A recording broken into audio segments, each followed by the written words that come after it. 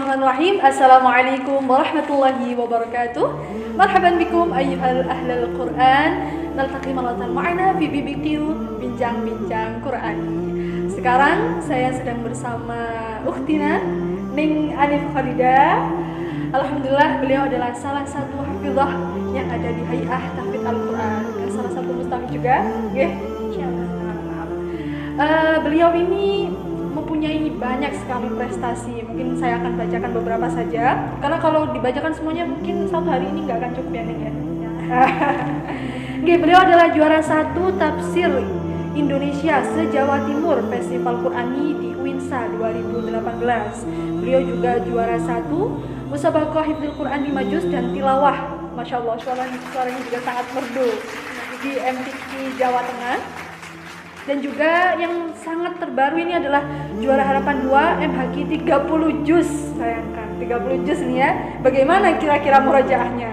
Tunggu saja tips-tipsnya ya di Pionir PTKIN se-Indonesia. Masya Allah sekali, tabarakallah. Anif Khalidah, semoga hilang barokah ke saya.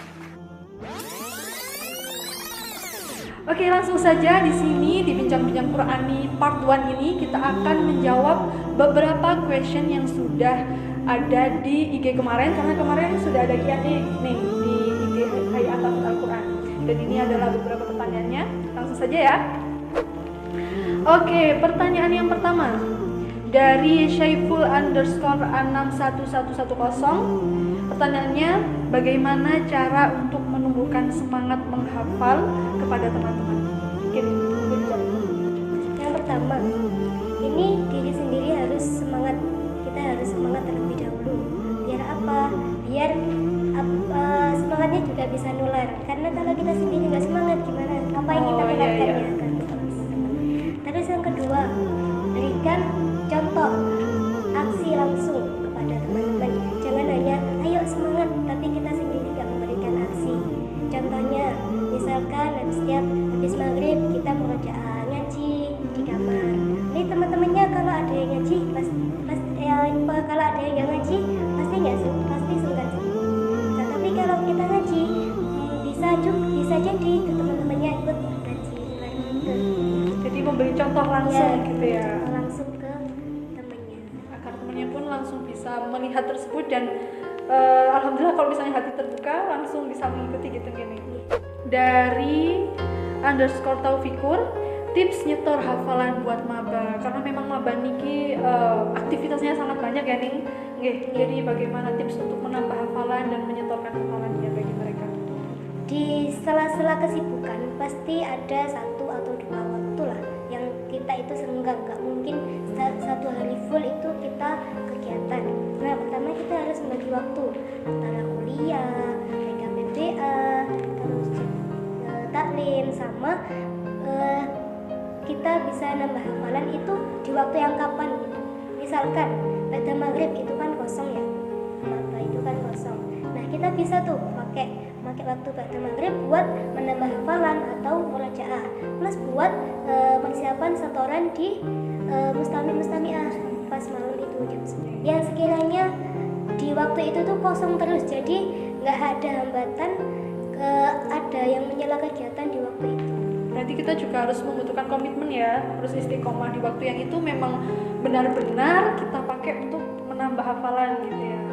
Oke, pertanyaan yang selanjutnya dari Ahmad Hakam _, tips dan trik supaya hafalannya tidak cepat hilang nih.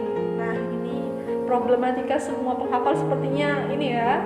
Meskipun sudah hafal banyak, ternyata lupa, ini adalah hal yang sangat menyakitkan. Bagaimana caranya agar hafalan ini tidak cepat hilang?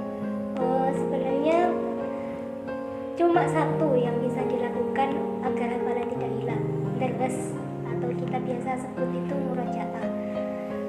Kita istiqomahkan lah sehari itu murojaah berapa, karena kalau kita nggak murojaah sehari saja, itu pasti yang sudah kita hafal itu meskipun sudah lancar nggak pernah salah sama sekali, itu ketika nggak di murojaah lagi itu pasti ragu. Kita mau mengucapkan lagi itu ragu, iya bener ini apa enggak, iya bener ini lisan itu bisa melanjutkan, tapi terkadang pikiran itu nggak mantep gitu sama apa yang kita ucapkan sendiri.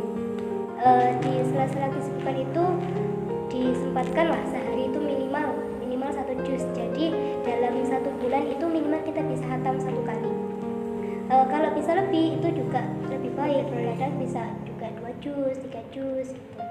Oke, berarti memang harus istiqomah ya dalam murojaah itu. Dalam sehari harus ada beberapa bagian atau harus ada berapa juz atau seperempat juz atau setengah juz yang harus dicapai dalam 1 hari agar hafalan kita tidak cepat hilang seperti itu. Dari Mohdi_Muhammad241, pertanyaannya, metode murojaah tercepat bagaimana, Gus Dani? Bagaimana ini nih Hanif?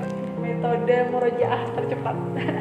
Kalau murojaah itu kalau bisa jangan cepet-cepet, dibacaannya tuh dinikmati, yang tartil gitu, biar bisa nyantol gitu di sini. Kalau cepet-cepet kita tuh kadang ini kum itu kadang kelewatan. Yang sudah dihafal itu kalau sekiranya ada yang mirip itu jangan dibiarkan. Misal kita punya catatan kecil gitu, ada ayat-ayat yang mutasyabihat yang mirip-mirip itu ditulis, ini tuh ayat ini kembarannya di mana aja. Nanti ketika kita murojaah di ayat yang lain, oh ini kembarannya di sini, jadi kita sudah tahu. Bagaimana cara membagi waktu murojaah dengan tugas kuliah dan tugas yang lain? Kalau kita nggak sempat ngaji di pagi hari, maka kita harus nyaur utang di malam harinya, karena kita paginya tuh udah sibuk, jadi kita harus merelakan waktu malam hari itu buat ngaji gitu. Jadi jangan ya Allah saya sibuk nggak bisa ngaji, malamnya juga capek yang gitu. Kita harus merelakan, karena kita sebagai penghafal Al-Quran kita punya tanggung jawab lebih pada Al-Quran yang kita sendiri yang milih buat menghafalnya. Ya, berarti memang jika kita cinta Al-Quran ya konsekuensinya kita harus menyediakan waktu. Masa nggak bisa sih menyediakan waktu buat sesuatu yang kita cinta? Pasti bisa dong ya. Ya seperti itu teman-teman, mungkin kita akan bertemu lagi di lain waktu di acara BBQ Bincang-Bincang Al-Quran part selanjutnya. Oke, Gawagis dan Nawani, see you next time. Akhirul kalam. Ihdinas siratal mustaqim. Wassalamualaikum warahmatullahi wabarakatuh. Hatiki, hatiku, Hatimu, hatiki.